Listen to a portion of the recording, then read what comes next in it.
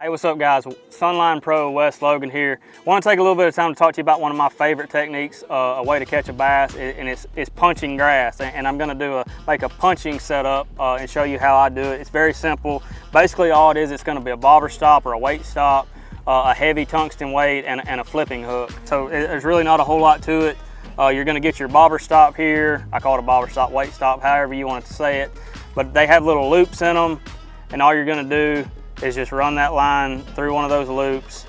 And it's very simple. You just grab the stop and it comes onto the braided line just like that. It's very simple, there's nothing to it. You're gonna wanna pull it up your line, set that off to the side, get your weight. I have a 1 ounce arc tungsten here, just your basic tungsten weight. Slide it on,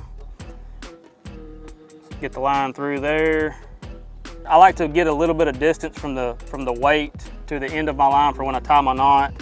I got a Gamakatsu straight shank flipping hook here. It's a 4/0, a 3/0, 4/0 is normally the size that I use. I tie a snell knot whenever I'm punching.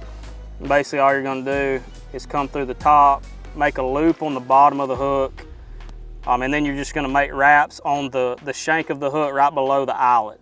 So you'll just make like 5 wraps. So I just take it with my finger, roll it, 2, 3, 4, 5.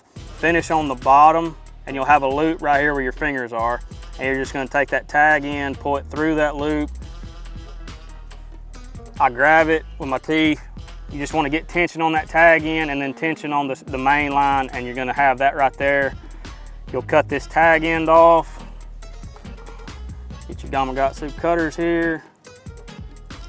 Cut it right there. And then you're gonna run your tungsten down to the hook. Make sure you take your weight stop and pull it all the way down. You don't want it completely snug. You want there to be a little bit of play in the weight, because if you tighten it all the way down, your hook's gonna look like that, and you don't want that. So have a little bit of distance, just 1/8 of an inch or something. And basically the reason I like to use that snell knot is when that weight hits the hook, it kicks the hook up like that. So you get a lot better hook up ratio in that thicker stuff. But that's basically what it is, guys. And then you're gonna rig up one of your favorite flipping baits. It's very simple, it's a very fun way to fish. It's a way to catch some really big fish, especially if you're around a lot of batted vegetation. But that's your basic punching setup, and go give it a try, you'll catch some big ones.